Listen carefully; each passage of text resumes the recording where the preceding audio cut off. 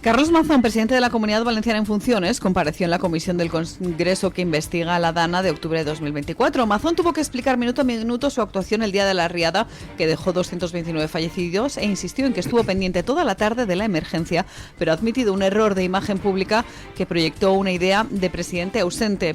De hecho, a preguntas del diputado de Vox, Ignacio Gil Lázaro, Carlos Mazón reconoció haberse sentido engañado por el presidente del Gobierno. Inmediatos. ¿Es cierto que el presidente del Gobierno le desaconsejó solicitar el nivel 3 de emergencia? Lo hizo públicamente todo el Gobierno de España. Bien, ¿considera ahora que el presidente del Gobierno quiso engañarle y lo logró?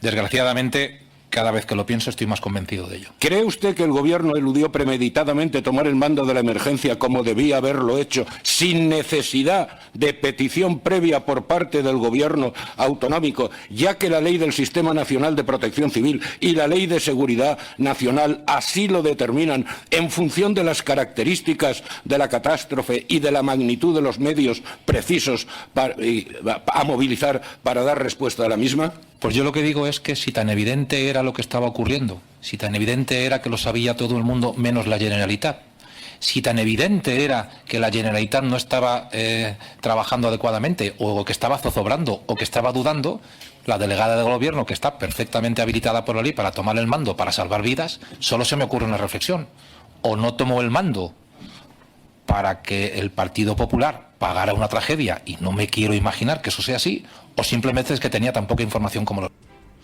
En su declaración, el presidente valenciano en funciones volvió a acusar a la EMET y a la Confederación Hidrográfica del Júcar de ese apagón informativo y defendió que incluso si hubiera acudido al CECOPI, nada habría cambiado.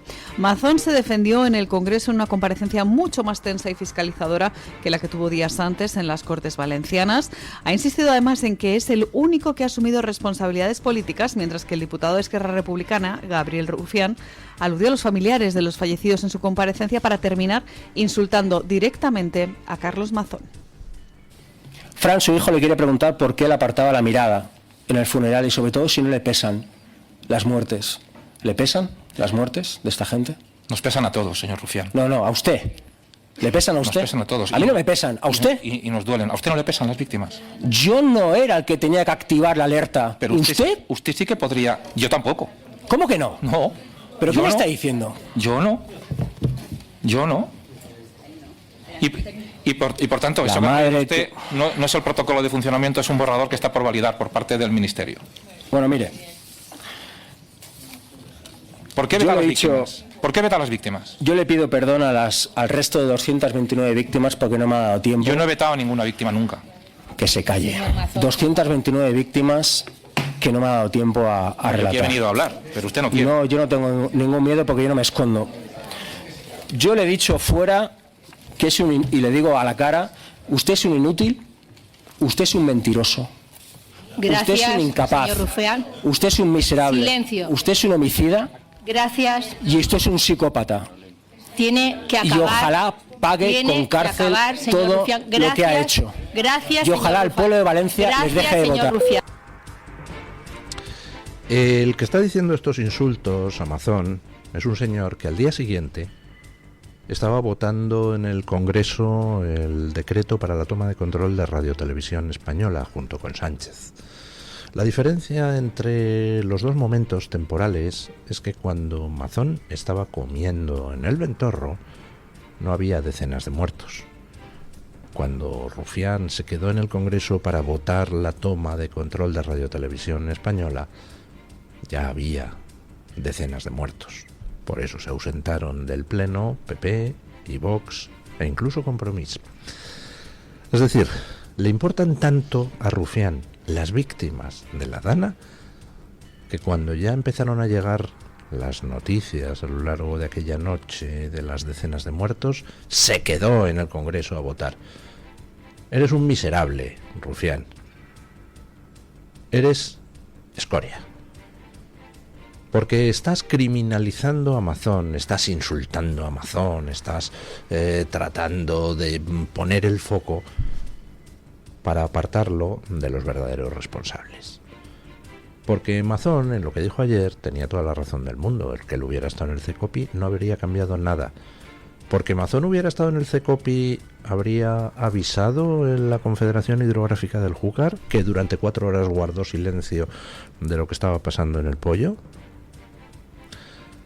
¿Habría la AEMET cambiado sus notificaciones porque Mazón hubiera estado en el CECOPI?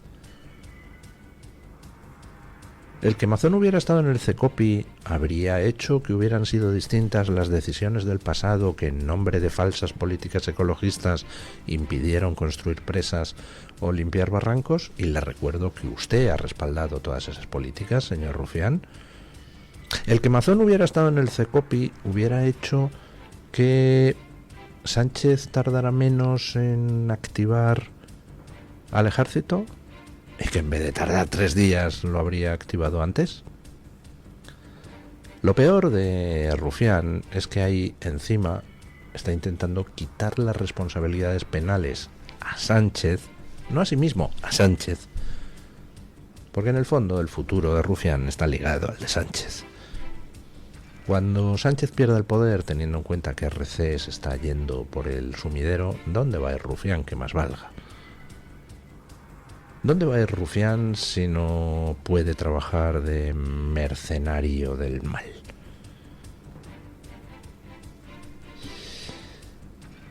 En cuanto a Mazón, Mazón cometió un error fundamental. Pues pepear. Recibir allí a ese Sánchez que ahora dice que le estaba engañando, recibir allí a ese Sánchez dándole las gracias, con Feijóo al lado. Y por cierto, lo que hemos visto ayer pues era repugnante, los insultos a Mazón, etcétera, etcétera. Pero el problema no son los insultos a Mazón. El problema es que no esté el PP en pleno llamando criminal a Sánchez. Lo que hizo ayer Rufián. Que no esté el PP en pleno llamando homicida a Sánchez. No ya solo por la Dana, también por el apagón. ¿Han oído ustedes a Feijóo decir algo del apagón? Vox ha presentado denuncias por el apagón, por posible homicidio involuntario. Por cierto, la Fiscalía ha informado en contra, creo, de admitir esas denuncias. Porque los muertos del apagón, pues en fin, son... ¿A quién se van a achacar? ¿Por qué se iban a achacar a los que tomaron las decisiones que llevaron al apagón? Hombre, hasta ahí podríamos llegar. Insisto, el problema no es que el PSOE recurra al juego sucio. El problema es que llevamos 20 años en los que el PP tampoco recurre. Ese es el problema. El problema no es que el PSOE haga lo posible por sobrevivir. El problema es que el PP le permite sobrevivir no moviendo un dedo, no ya para atacar a Sánchez, sino ni siquiera para defender a los suyos, en este caso a Mazón. Que Mazón pues se vio sobrepasado por las circunstancias y se comportó como un tolai. ¿Y el resto del PP? ¿Dónde ha estado este año? Pues se lo digo yo. El resto del PP ha estado todo este año consintiendo, si es que no alentando, que tengo mis dudas, que sus medios de comunicación amigos participaran en la campaña de linchamiento de Mazón. En vez de linchar a Sánchez, verdadero responsable de la Dana, a linchar a Mazón. Los medios del PP. Vayan ustedes a la hemeroteca, vean lo que publicaban los medios impresos amigos del PP, vayan a internet, vean lo que publicaban sobre Mazón los medios online amigos del PP. En fin, más cosas del ámbito judicial. Ya saben ustedes que pillaron a Ábalos con el carrito del helado en pelotilla picada, y bueno, pues tuvo Sánchez que prescindir de Ábalos y poner a Cerdán. Luego pillaron a Cerdán con el carrito del helado y en pelotilla picada. Así que Sánchez tuvo que prescindir de Cerdán. Y entonces iba a poner a un tercer sujeto. Y ese sujeto, pues resulta que no le pudo poner porque salieron a la luz ciertas denuncias de acoso. Bueno, pues ahora, tras una denuncia de Vox, se supo que ese señor había estado años cobrando un sueldo del Ayuntamiento de Dos Hermanas sin ni siquiera aparecer por allí. Y bueno, pues se presentó la denuncia, se admitió a trámite y ahora acaban de declarar la causa secreta. Toma ya. Vamos con ello. El Tribunal de Instancia de Dos Hermanas en Sevilla ha declarado secretas las diligencias contra el socialista Francisco Salazar, el ex asesor de Moncloa. Se da la circunstancia de que Francisco Salazar iba a ser nombrado integrante de la Secretaría de Organización del Partido Socialista tras la salida de Santos Cerdán. Y es que precisamente una de las bazas que argumentaba Ferraz era que el pasado histórico socialista de Francisco Salazar era un gran aval para ocupar el puesto que dejaba libre Santos Cerdán en la orgánica del PSOE. Pues bien, ahora se investiga si Salazar cobró un sueldo municipal en el Ayuntamiento de Dos Hermanas de unos 2.000 euros mensuales entre los años 2012 y 2017, sin necesidad ninguna de acudir en ningún momento a su puesto de trabajo, mientras que presuntamente estaba desempeñando otra labor en Madrid de manera simultánea. Vox fue quien presentó la querella contra Francisco Salazar el pasado mes de julio y quien también ha aportado una fianza de 3.000 euros para ejercer la acusación popular. Ahora el Tribunal de Instancia de Dos Hermanas en Sevilla ha declarado secretas todas las diligencias sobre este caso. Bueno, pues no sé a qué carta quedarme. Se han declarado secretas todas las diligencias porque se quiere tender un manto de silencio sobre el caso, o se declaran secretas las diligencias porque el juez ha empezado a tirar del hilo y aquello es monstruoso y entonces, pues, para evitar que otros posibles futuros imputados destruyan pruebas, pues prefiere declarar secreta la causa. Pues no lo sé. Como vivimos en un país donde resulta que la izquierda progre se ha dedicado a meter jueces amigos en la judicatura y, por tanto, el que tu causa caiga en un juzgado o en otro, pues puede implicar que te empapelen o que te exoneren. Pues como vivimos en un país donde pasa eso y donde hemos visto actuaciones enormemente sectarias y donde vemos cosas como, por ejemplo, lo que está pasando con la Dana, donde se intenta por todos los medios, desde la justicia, no investigar las responsabilidades de Sánchez para centrarlo todo en Mazón. Como pasan esas cosas en este país, pues yo no sé a qué responde esto de que se declare secreta la causa. Puede responder a una razón mala, que se pretenda taparla hasta que se olvide, o buena, que es que realmente haya mucha más miga. Tiendo a inclinarme por esta segunda opción, por una razón. Porque si este tío, efectivamente, se confirmara que le estaban pagando 2.000 euros mes por no trabajar en el Ayuntamiento de Dos Hermanas, pues no me creo que este tío fuera una excepción, ¿verdad? ¿Cuántos otros había en la misma situación? Había mucha más gente había mucha más gente cobrando por no trabajar en el Ayuntamiento de Dos Hermanas o en otros ayuntamientos controlados por los socialistas en la zona. Pues, ¿qué les dice a ustedes la intuición? A mí me dice que sí, que seguro que había más. Es más, que seguro que había muchos más. Con lo cual, pues como soy un optimista impenitente, me agarraré a la buena interpretación y pensaré que es que han declarado secreta la causa porque van a empezar a salir imputados a cascoporro, que se dice. Bueno, no solo es en Dos Hermanas. Dimite en el Ayuntamiento de Las Palmas una concejala socialista tras ser imputada en un caso de corrupción. La concejala socialista Inmaculada Medina ha presentado su dimisión en el Ayuntamiento de Las Palmas de Gran Canaria tras ser imputada en el caso Valca. Se le investiga concretamente por presuntos delitos de malversación agravada, falsedad documental, prevaricación y fraude a la Administración, delitos cometidos presuntamente entre los años 2015 y 2022. El fiscal sostiene que Medina habría avalado 89 facturas infladas, generando sobrecostes superiores al 70%. La concejala Medina, que ocupaba áreas como la gestión de agua, paraguas, carnaval y fiestas, ha anunciado que renuncia por responsabilidad y para no perjudicar ni al consistorio ni al PSOE. La trama de corrupción afecta presuntamente a servicios municipales y empresas vinculadas al empresario Felipe Guerra. La edil llevaba 18 años en el Ayuntamiento de Las Palmas de Gran Canaria, con cargos bajo los mandatos de 3 alcaldes distintos, Saavedra, Hidalgo y Darias, todos ellos del Partido Socialista. Yo creo que si elaboramos la lista de los políticos socialistas honestos, acabaríamos antes, ¿no? Porque mires donde mires, hay una corrupción asociada al Partido Socialista.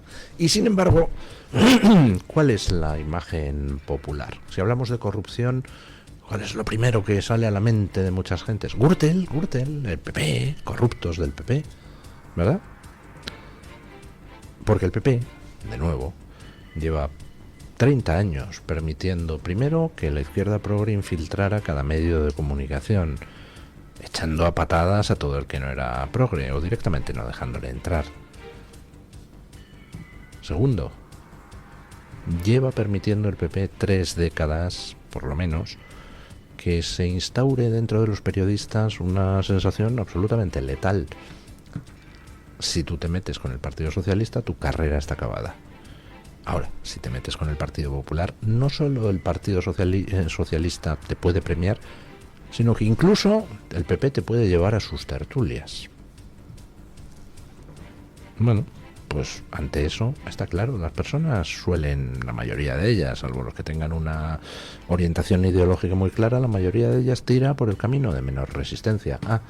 Que hacerme progre resulta que no me causa ningún perjuicio y me puede causar beneficios, me puede traer beneficios, pues adelante con ello.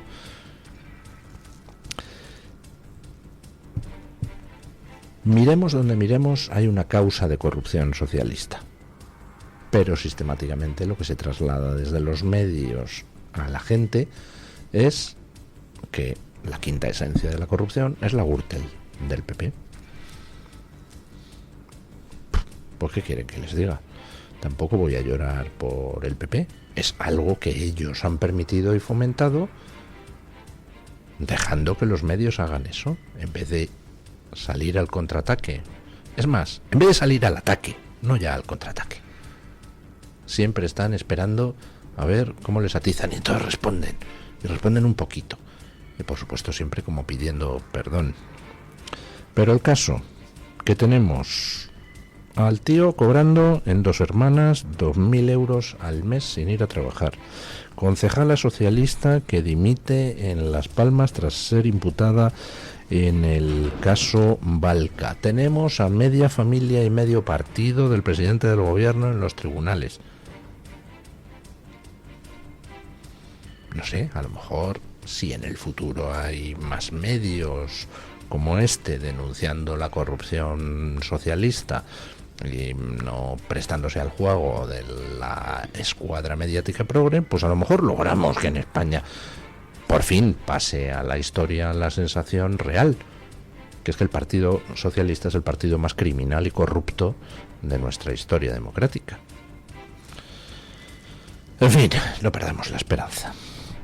Bueno, y esta noticia es muy interesante porque viene a recalcar algo que llevo diciéndoles a ustedes desde hace tiempo. Muy posiblemente lo que estamos viendo de corruptelas, de mascarillas, de material sanitario, incluso las de hidrocarburos, que son una pasta, pues muy posiblemente todo eso sea la punta del iceberg. La verdadera corrupción, la gorda, la corrupción a lo bestia. La corrupción además, pues muy difícil de perseguir. Probablemente esté en la cooperación internacional. Espero que si viene un nuevo gobierno, ese gobierno entre a saco en la AECID, Agencia Española de Cooperación Internacional al Desarrollo, y analice una por una las transferencias de dinero al exterior, muchas de ellas sin necesidad de justificación y por supuesto casi todas ellas carentes de trazabilidad, porque ahí es donde probablemente esté la corrupción gorda. En Estados Unidos, ya saben ustedes que lo primero que hizo Trump es pues aplicar la máxima de Napoleón, Para ganar una guerra hacen falta tres cosas: dinero, dinero y dinero.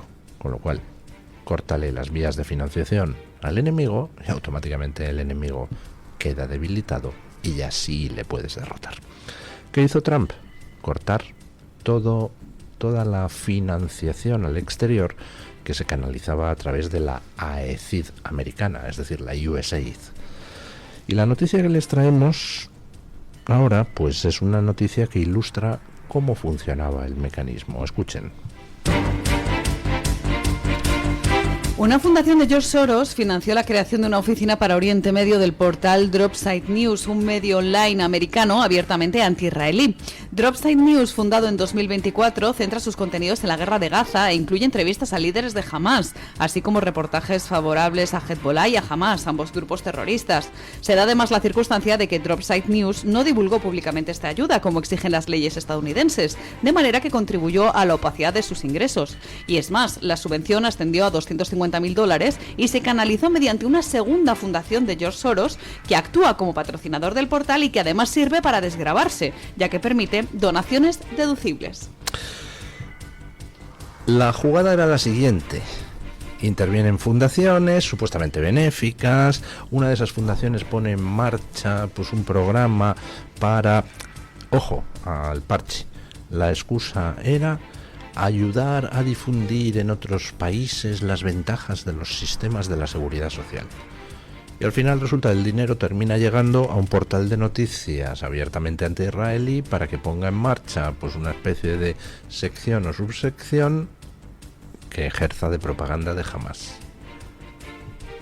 O sea, de una subvención para difundir las ventajas de los sistemas de seguridad social pasamos a propaganda nazi efectuada por tíos de Hamas con el dinero del contribuyente americano, previo paso por fundación de George Soros, ese filántropo que es muy generoso con el dinero ajeno y generoso únicamente con los activistas progres. Esto que pasa con este caso concreto ha estado pasando en Estados Unidos de forma generalizada. Miles y decenas de miles de millones de dólares han sido canalizados a través de supuestas ONGs y fundaciones a financiar el activismo progre en todos los países del globo.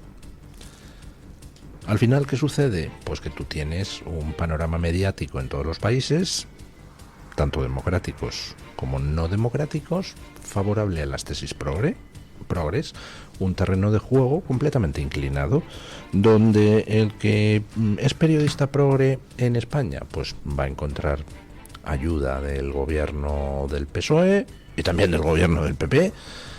El que no es periodista progre pues se come los mocos. El que es periodista progre encima puede encontrar programas internacionales que a través de USAID llegaban a la fundación de los periodistas con mostacho en la Unión Europea.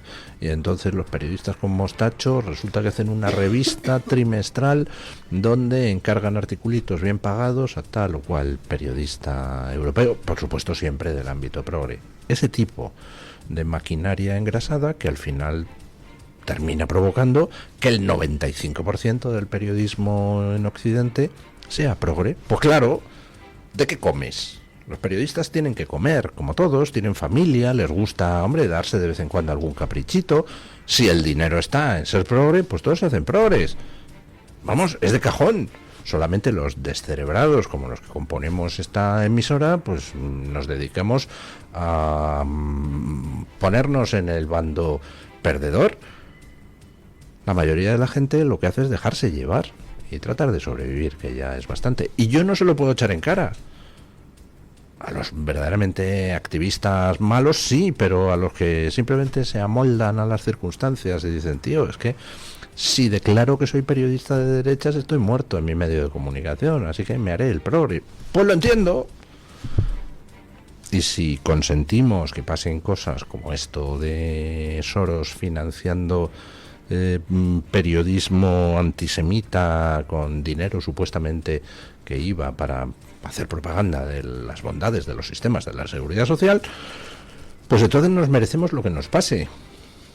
estamos consintiendo que el enemigo viva de nuestro propio dinero.